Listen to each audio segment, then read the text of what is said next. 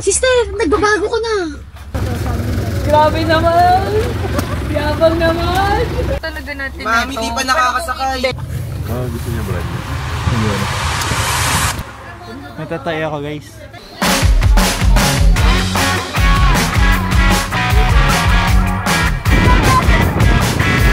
Walking in the country, driving town to town. I've seen you from every point of view, but I never. Hi babe! Finally, part 3 na ng ating Japan winter vlog this 2025 and right now we're heading to the next part of our trip which is Niseko. Nabook na namin tong bus na to nung nasa Philippines pa lang through Hokkaido Resort Line and sinundo kami sa New Otani in Sapporo at drop off na namin sa Niseko Northern Resort Annapuri. Total travel time was less than 4 hours. For the whole trip, meron lang kaming isang bus stop and dito yon. This is a big souvenir store na may mga food na ganyan pwedeng bumili ng snacks. However, sobrang bilis lang nung bus stop namin. So, ayan, bumili kami pero ni-refund na lang din kasi hindi kami aabot. And ayun pa pala, talagang on the dot umaalis yung bus on time, literally. Sayang talaga to kasi mukha pa noon talaga siyang masarap dahil sobrang amoy masarap din siya.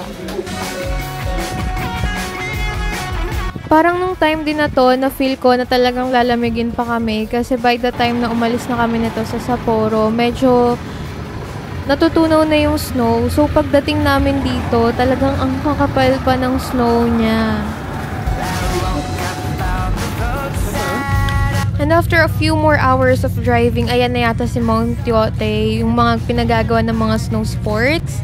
And first time seeing yung mga sunken na sa snow na mga bahay, which is sobrang kakaibang experience talaga as a person living in a tropical country. And then dito na kami din-wrap off ng aming bus sa Niseko Northern Annapuri Resort. Dito na rin kami susunduin ng aming Airbnb dahil may free shuttle si Airbnb namin. This part is already so exciting kasi talagang inaabangan namin yung mga snow activities namin. And this place is a ski resort so meron na kaming glimpse of kung ano man yung mga pwede namin gawin. So since 13 kami, sinundo kami nitong minibus na to. Medyo masikip lang kasi of course sobrang dami naming luggage. Yung mga boys, tumayo na lang sila. And finally, we're in the Niseko White Villa. So we booked 2 of these villas dahil maximum of 7 people lang ang pwedeng magstay sa isa. So this place is really perfect kasi talagang surrounded lang kami ng mga snow. Ah! Sige!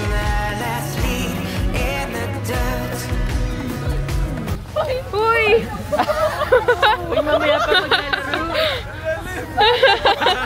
At nakakarating lang namin may nahulog na sa butas.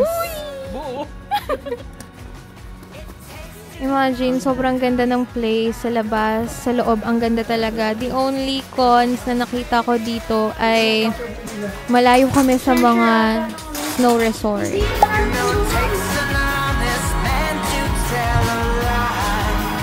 So this villa has 2 rooms na merong loft sa taas and also may sofa bed, complete with everything you need. And the most exciting part is meron kaming private onsen. Wala lang talaga akong room tour na perfect para makita nyo lahat. And then, nag-Uber lang kami kasi we decided to get groceries while yung iba naming kasama ay kinukuha na yung mga rented cars namin for this location. Dahil medyo mahal talaga pag nag-Uber ka dito dahil ang layo-layo namin sa katotohanan. Ang layo namin.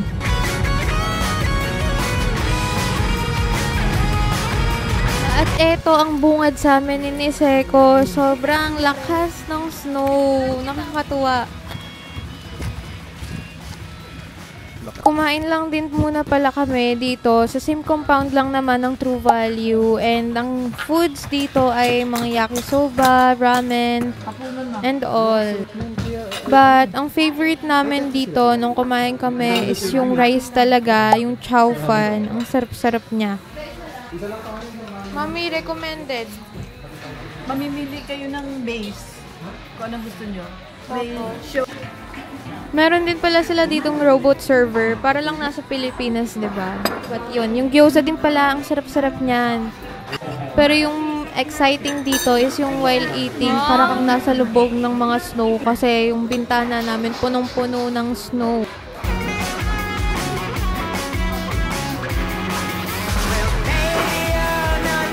Actually, pagpasok nga namin sa grocery, putik-putik pa yung parking lot kasi natutunaw na yung mga snow. Pero paglabas namin, talagang puting-puti na siya. Grabe yun! Talikod ka, talikod ka.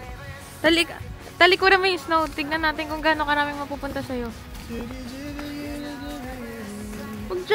Sobrang saya mag-grocery din dito kasi parang lahat sobrang kakaiba niya para sa amin.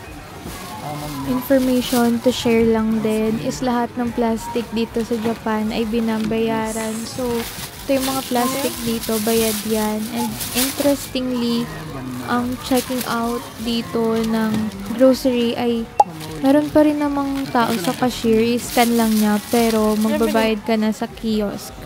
Ayan yung kiosk sa likod namin, dyan nagbabayad. So, pwede namang card, pwede rin cash. So, anything that works for you. And then, wala na rin silang bagger. So, you bag your own stuff. Dyan sa space na yan, may designated space for that. Can you see me like I do? Never been missed. And then, it's officially our first day dito sa Niseko and nagluto lang kami ng breakfast namin na binili namin sa grocery. And then, ito ang favorite namin, yung hotdog nila, sobrang sarap. And then, shout out na rin pala sa Euron para dito sa sea urchin na to na akala niya sale. Pero nagkamali lang pala siya ng kuha sa grocery. So, ayun, nag-breakfast kami with sea urchin na ginto. Wala tayong activity masyado mamaya. Malay mo, dumiretso tayo sa mga food cart.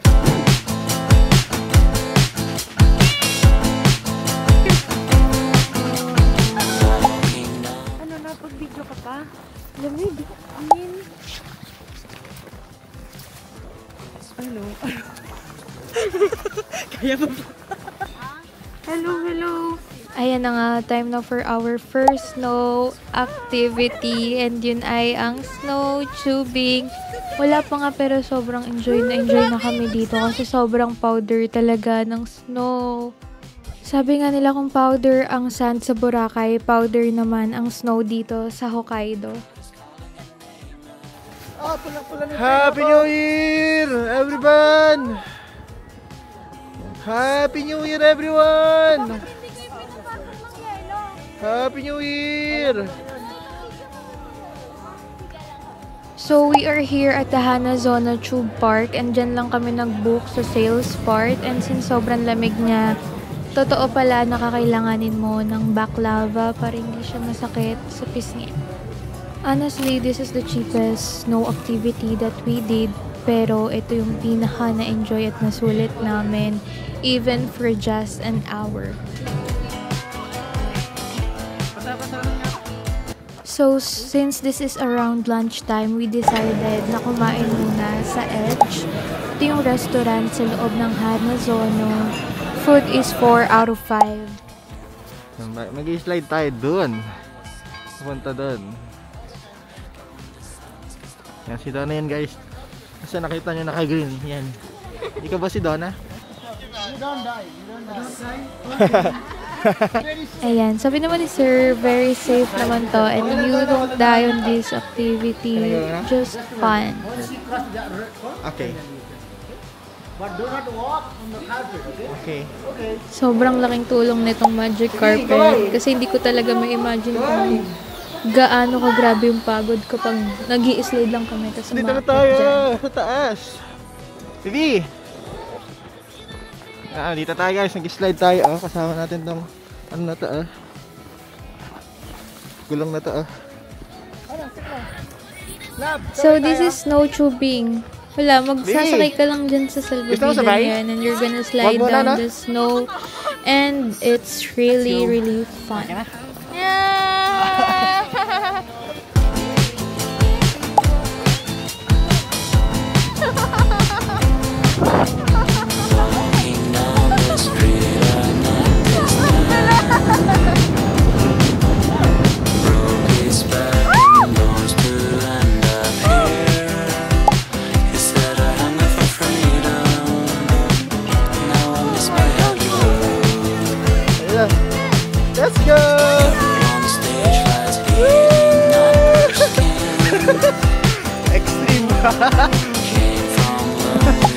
Tulak. Let's go, guys. Parang isa pa. Let's go, guys. Paikat na naman ako.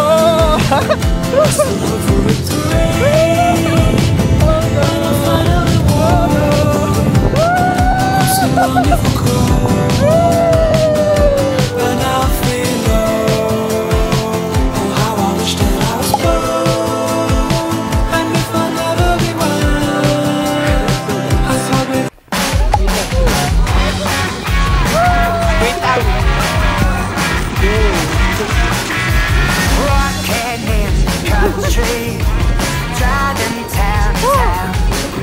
I see you from every point of view, but I've never seen you around. Hey, well, I've never seen you around.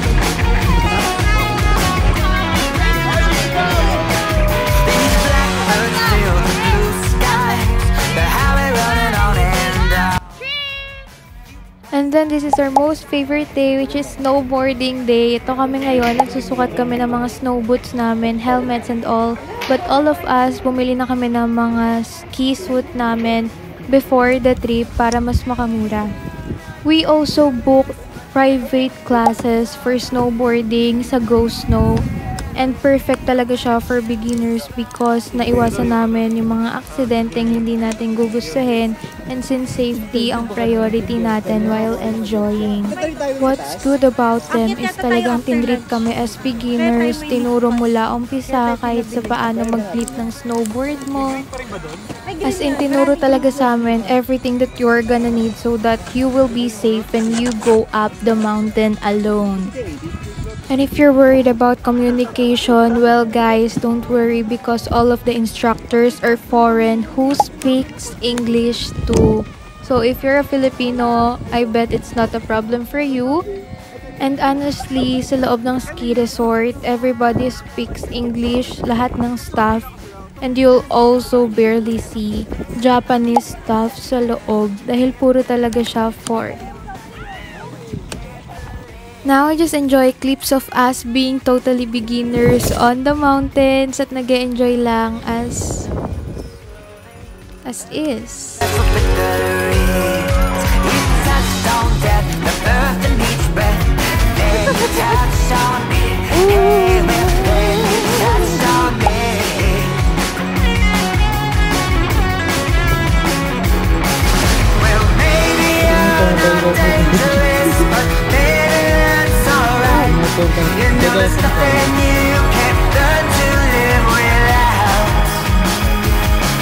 Here's Kuya Jap. Siya pala yung pinaka natuto sa amin mag-snowboard during this day. So, nakaakyat sila, nag-lift.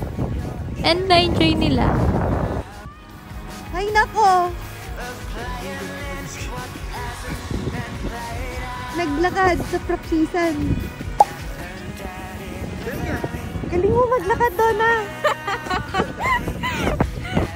And then for our final full day in Niseko, ang schedule namin ay snowmobile.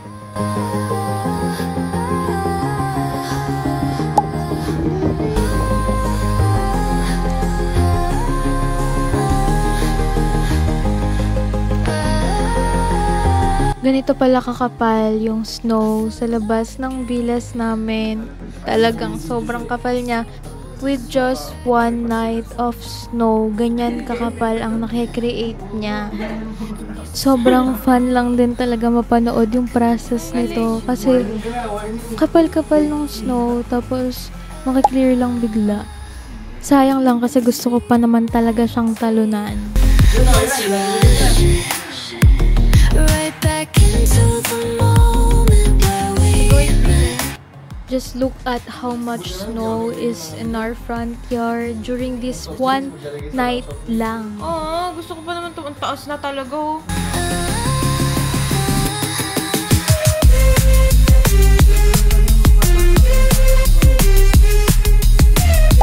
This time we arrived at the Grand Hirafu para sa aming snowmobile tour.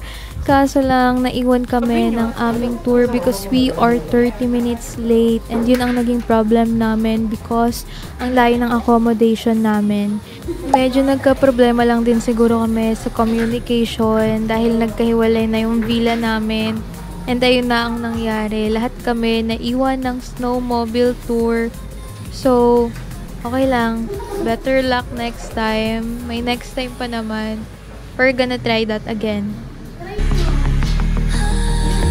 At dahil naiwan nga kami, some of us decided to explore the neighborhood.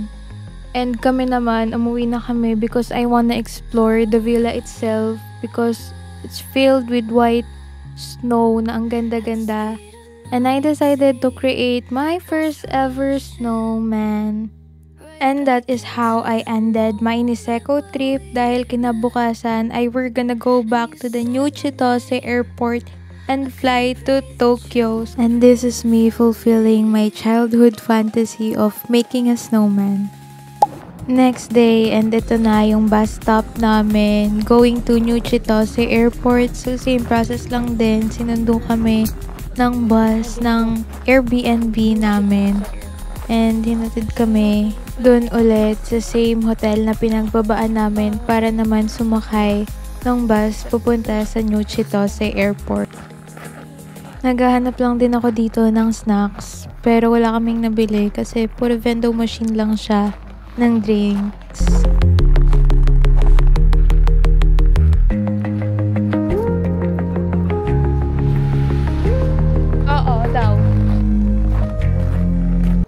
Sobrang ganda ng drive namin nito papuntang airport kasi sobrang ganda talaga ng view. Walang bilihan? Ano to? Food? Walang snacks?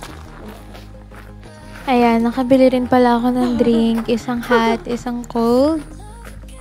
And see you guys sa last part ng ating Japan vlog. As we explore Tokyo, Disneyland, at kung ano-ano pang mga pinagkaabalahan namin sa Tokyo. Bye!